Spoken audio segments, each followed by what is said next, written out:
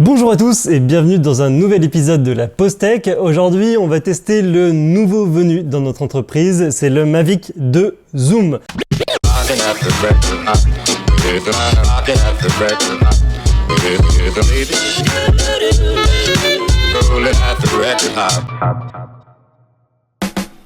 Alors, on a eu l'occasion de le tester directement dans une prestation professionnelle, alors que c'était pas du tout prévu. À la base, jamais je me serais permis d'utiliser ce type de matériel pour une prestation professionnelle. Pourquoi? Eh ben, parce que tout simplement, je suis un fervent défenseur et utilisateur de capteurs à minima 1 pouce pour les prestations de mes clients. Pourquoi? Parce que le capteur 1 pouce permet d'avoir une meilleure image, une meilleure plage dynamique, un meilleur rendu colorimétrique. Et du coup, d'habitude, j'utilise ce drone-là. C'est le Phantom 4 Pro. C'est vraiment un appareil de référence pour faire des prestations rapides et en même temps qui soient belles, parce que le Phantom 4 Pro accueille un capteur 1 pouce. Or, qu'est-ce qu'a décidé de faire ce super Phantom 4 Pro? Eh ben, il a décidé de bugger, comme vous avez pu le voir dans une vidéo précédente. Je suis en pleine prestation, je dois tourner des images pour la télévision, je suis à proximité d'un aérodrome. Sur mon drone principal, il y a un bug et je ne sais pas pourquoi, il veut pas me débloquer la zone, donc du coup je peux pas décoller avec mon drone. En fait, il a décidé que si je mettais pas à jour les no-flight zones, eh ben je pouvais plus avoir l'autorisation pour décoller en NFZ. Or, vu que je devais filmer à côté d'un aéroport, je devais débloquer ces zones-là, et du coup je me suis retrouvé uniquement avec mon appareil de secours qui était le Mavic 2 Zoom ce jour-là. Déjà, ça permet de montrer qu'il faut toujours prendre des précautions avec DJI à cause des bugs logiciels et toujours avoir un appareil de secours, c'est très pratique. Et du coup, ça nous a permis vraiment de tester ce matos à fond, en conditions réelles directement. Du coup, lui, il m'a gavé et j'espère que Mathis, t'as des réflexes. Voilà. Lui, on n'en parle plus. Les joies du montage. Alors, premièrement, faisons un tour de la bête. On va d'abord faire un tour général au Mavic 2, c'est-à-dire toutes versions confondues, et ensuite on verra les spécificités qui diffèrent entre le Mavic 2 Zoom et le Mavic 2 Pro. Premièrement, ce qu'on peut repérer, c'est les capteurs qu'il y a sur l'appareil. On peut voir que sur le dessus, il y a le rajout d'un capteur infrarouge qui permet d'éviter les collisions avec un objet juste dessus. C'est assez marrant, ne serait-ce que pour faire atterrir l'appareil comme un Jedi. Si vous mettez votre main au-dessus, il va descendre doucement jusqu'au point d'atterrissage.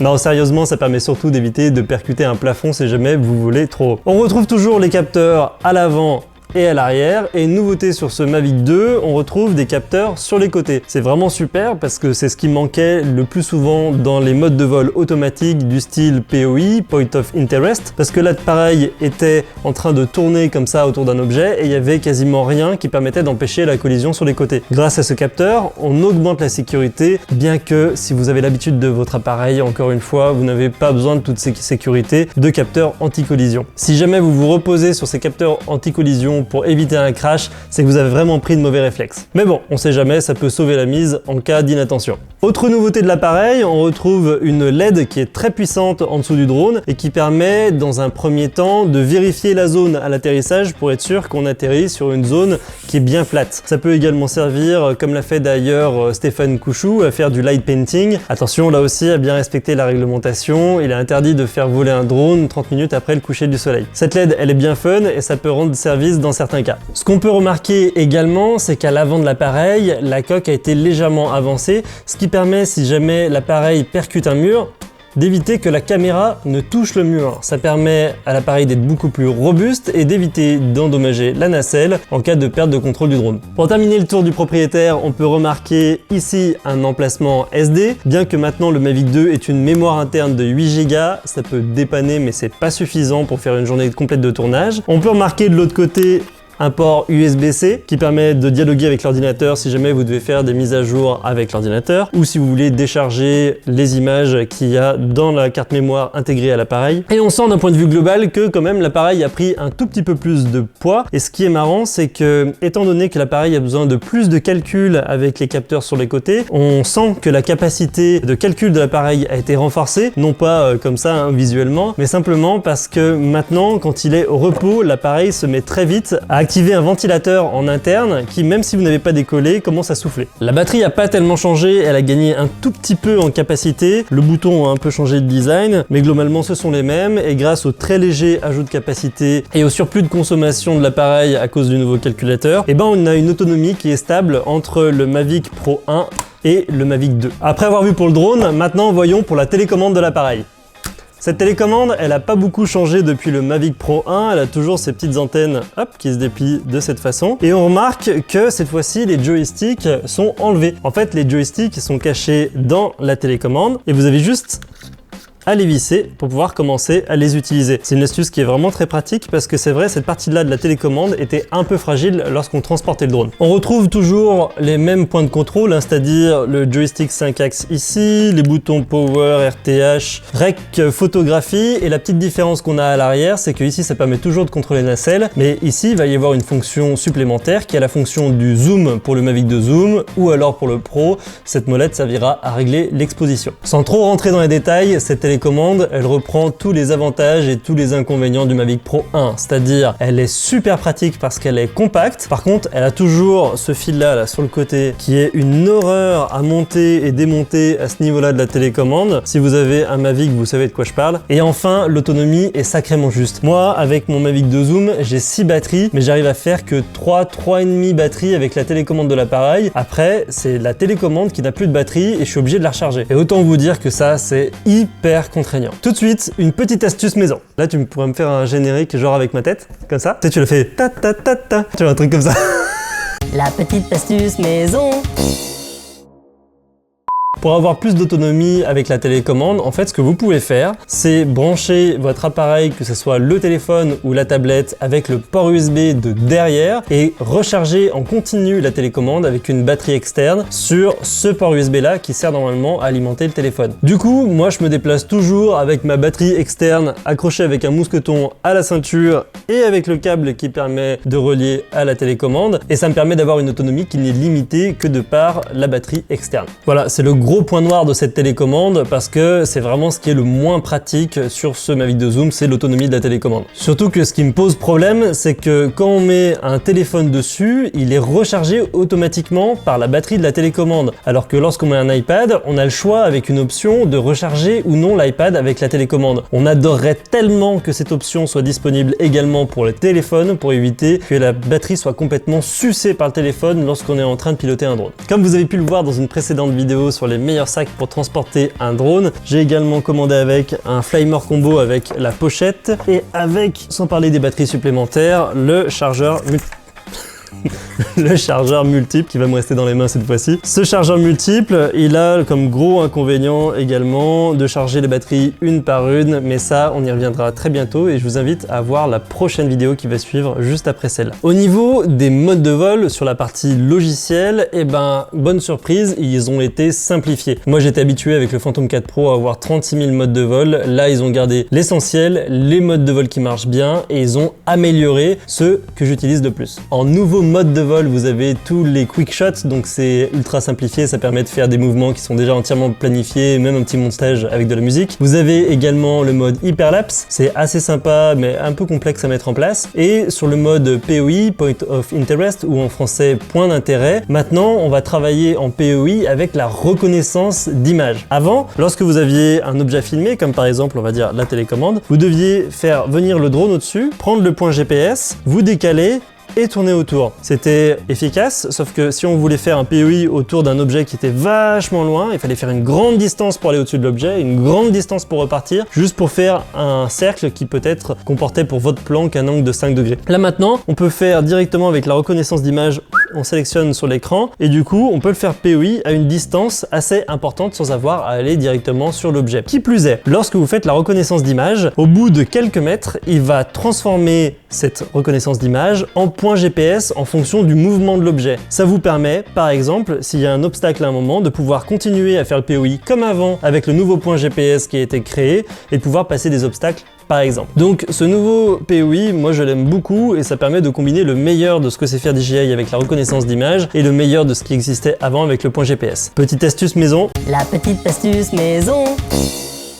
La petite astuce maison, c'est que si vous voulez absolument passer par un point GPS pour faire toujours votre POI actuel, il suffit de le programmer avec un des boutons à l'arrière, je crois que c'est C2 de mémoire, et vous pourrez l'utiliser comme avant, uniquement avec le point GPS. Alors, concrètement, Qu'est-ce qu'il vaut en prestation professionnelle, ce petit Mavic 2 Zoom? Avant de commencer, il faut que vous sachiez que j'ai beaucoup hésité entre le Mavic 2 Zoom et le Mavic 2 Pro, comme je pense pas mal d'entre vous qui regardez cette vidéo. J'ai vu pas mal de tests de youtubeurs américains, de youtubeurs français qui montraient le pour, le contre. Les youtubeurs américains étaient plutôt pro Mavic 2 Zoom. But that zoom feature is extraordinary. Les youtubeurs français étaient plutôt pro Mavic 2 Pro justement parce que le capteur permettait d'avoir une meilleure image sur le Mavic 2 Pro. Pour rappel, sur le Mavic 2 Zoom, on reste sur la même taille de capteur que l'ancien Mavic Pro, ce qui était assez quand même limité dans certaines situations en termes de luminosité. Mais j'ai vu que quand même avec une même taille de capteur, qu'ils avaient fait des efforts entre le Mavic 1 Pro et le Mavic 2 Zoom. La fonction Zoom m'intéressait beaucoup parce que la différence de focale permettait de détacher énormément l'arrière-plan, de faire des plans très à l'américaine, à la Michael Bay. On avait du coup cette impression beaucoup plus de cinéma lorsqu'on était en train de filmer avec le zoom à fond, et ça me plaisait énormément. Pour les partisans du Mavic 2 Pro, il y avait la taille du capteur de 20 mégapixels, donc pour les photos c'est bien mieux, ici on est qu'à 12 mégapixels, mais surtout un capteur plus grand, donc qui permettait d'avoir une meilleure plage dynamique. Qu'est-ce que la plage dynamique? C'est quand sur une photo ou sur une vidéo, vous avez un point très clair et un point très sombre. Sur les petits capteurs, on va avoir tendance à être très sombre sur les coins sombres et être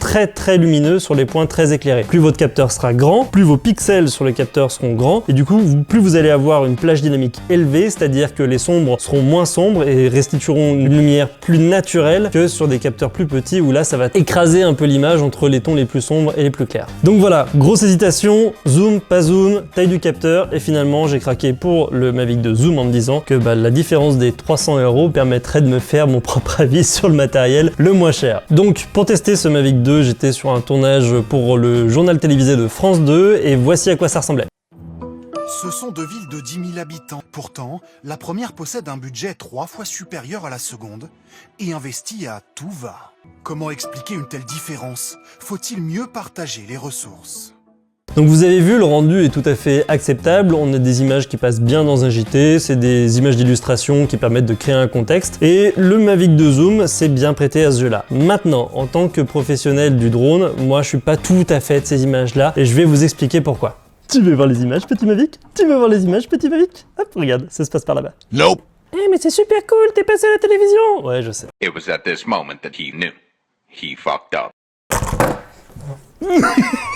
Il faut que vous sachiez que le journal télévisé aime bien les plans classiques, c'est-à-dire ils aiment bien les élévations, ils aiment bien les déplacements sur le côté, ils aiment bien tourner autour de trucs, mais ils aiment pas trop les plans qui changent de l'habitude pour qu'on puisse se concentrer sur le contexte et pas sur les plans en drone, ce qui est tout à fait normal. Donc vous allez voir sur les rushs des plans qui sont un peu plus audacieux, sur lesquels je me suis un peu plus amusé, parce que j'ai fait à la fois des plans un peu classiques et des plans un peu plus originaux pour exploiter toute la puissance du Mavic 2 Zoom. Deuxième chose qu'il faut que vous sachiez, cette prestation était extrêmement compliquée parce que j'ai dû filmer des bâtiments qui était en bout de piste de l'aéroport. Donc du coup, j'étais en synchronisation en direct avec l'aéroport, avec la tour de contrôle, et j'avais une limitation de hauteur de 30 mètres, ce qui est absolument ridicule lorsqu'on veut faire des plans en drone, parce qu'on a vraiment très peu de marge pour pouvoir faire des jolis plans. Donc du coup, ce que vous allez voir, c'est tout ce que j'ai pu exploiter entre 0 et 30 mètres pour pouvoir faire des plans un peu sympas. Donc les premières images, c'est un stade dans Andrézieux, donc en bout de piste, comme je vous l'ai dit, et donc là, j'ai fait un petit passage en 3 axes à côté du stade avec un petit bout de reconnaissance d'image, et vous voyez que l'image est quand même hyper propre, dans des bonnes conditions lumineuses, le capteur s'en sort très bien et le suivi permet quand même de faire des plans assez sympas et donner une impression de relief comme ça. Mais voilà, j'ai pas pu aller plus haut parce que justement j'étais limité par ces 30 mètres. Sur ce plan, vous allez voir, je me suis amusé un petit peu avec le zoom pour justement faire un plan qui change de d'habitude, et on voit que même sur une élévation classique, on peut arriver à faire un plan qui vraiment est original. Et c'est ça que j'aime beaucoup avec ce zoom là. Autre plan sur un stade d'athlétisme, vous voyez, le rendu est tout à fait correct. Moi, l'image me plaît plutôt bien sur ce type de plan là. Et voilà un dernier plan qui permet de vous montrer, même sous contrainte de hauteur, qu'on peut faire des mouvements en 3D assez sympas avec toujours la reconnaissance d'image, qui s'est beaucoup améliorée ces derniers temps. Alors maintenant, passons au plan qui fâche. On est allé filmer le golf, et qu'est-ce qui s'est passé à ce moment-là? Eh bien, on a eu des nuages qui venaient, qui partaient, qui venaient, qui partaient, qui du coup faisaient un quadrillage au sol entre du très foncé, du très clair, et il y avait une grosse différence de luminosité entre le ciel et le sol parfois. Donc là, vous voyez, j'ai fait un travelling très simple sur le côté, on voit que le soleil est très lumineux, on voit que le premier plan est très sombre, et on voit que justement les sombres sont trop sombres, le lumineux est trop lumineux, et le contraste qu'il y a sur l'image ne me va pas du tout, ça écrase tous les tons foncés.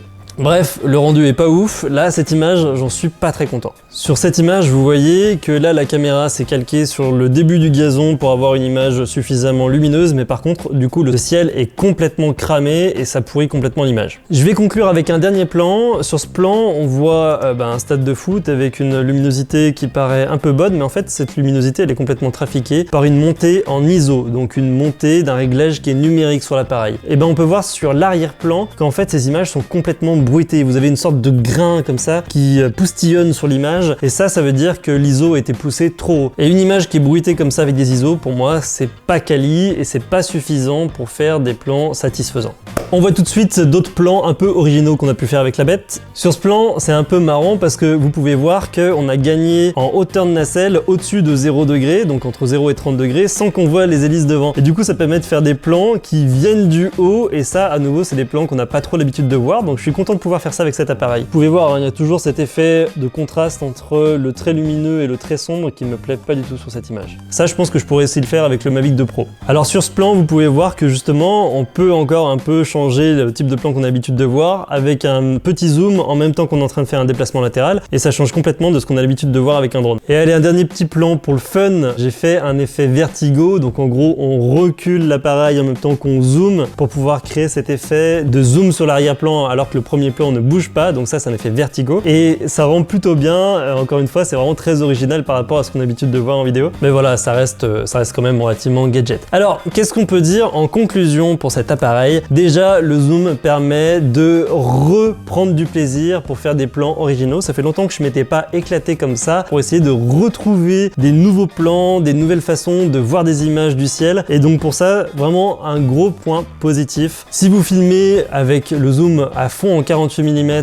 vous pourrez voir des plans que vous avez jamais vus avec un arrière-plan qui se décolle bien, et ça fait un effet cinéma qui est vachement chouette. Mais par contre, on est limité par la taille du capteur qui fait que si vous voulez filmer avec ce Mavic Zoom, il faudra obligatoirement que vous soyez dans des bonnes conditions de luminosité pour faire de belles images. Dès que l'image va être un peu plus compliquée, dès qu'il va y avoir des trop grosses luminosités, des trop basses luminosités, ça va être trop compliqué pour lui de le gérer. Comme pour les générations précédentes, comme pour le Mavic 1 Pro, comme pour le Phantom 3 Pro, je retrouve exactement les mêmes problématiques que j'avais sur ce type de capteur et que j'avais perdu avec le Phantom 4 Pro qui est lui avec un capteur 1 pouce. Je ne vous le cache pas, j'avais prévu de toute façon d'acheter le Mavic 2 Pro dans les prochaines semaines. C'était qu'un achat intermédiaire et je m'en sers également pour mon école de formation pour faire piloter mes élèves. Donc j'ai pas trop de regrets par rapport à cet appareil, mais il est clair que je vais bien entendu acheter le Mavic 2 Pro comme matériel de secours pour mes missions professionnelles dorénavant, d'autant plus que étant donné que je fais de la photogrammétrie, j'ai besoin d'un capteur 20 mégapixels. Donc cet appareil sera un très bon appareil si vous n'avez pas de quoi mettre 300 € de budget en plus dans le Mavic 2 Pro. Ce sera un très bon appareil si vous savez que vos conditions de tournage sont plutôt optimales ou vous pouvez revenir plusieurs jours de suite pour vraiment trouver la meilleure condition de luminosité. C'est un très bon appareil avec les capteurs sur les côtés et avec les améliorations logicielles qui ont été portées. Mais si vous avez un petit budget, je vous conseillerais plutôt de partir sur un Mavic Pro 1 d'occasion parce que si vous voulez vraiment mettre de l'argent sur ce type de drone, je vous conseille de passer sur un capteur 1 pouce. Vous verrez, je pense, la différence sur les rendus vidéo. Ce que je vous propose, c'est qu'on fasse une petite comparaison le jour où je recevrai le Mavic 2 Pro et comme ça, on pourra vraiment tester cette qualité d'image dans des conditions difficiles. En attendant, moi, je vais continuer à m'éclater avec parce que c'est quand même un très bon appareil. Et si vous avez des images à faire partager que vous avez tourné avec ce type d'appareil, n'hésitez pas à les mettre en commentaire. Ça serait sympa de voir justement jusqu'où on peut pousser cet appareil-là pour faire des images sympas. Sur cette vidéo, je voulais également parler des accessoires que j'avais pour le Mavic 2, mais ça va faire un peu long. Donc ce que je vous propose, c'est qu'on fasse un épisode supplémentaire pour les accessoires que j'ai pour le Mavic 2 Pro. En attendant, je vous dis à très bientôt et on se retrouve pour cette prochaine vidéo la semaine prochaine. Salut!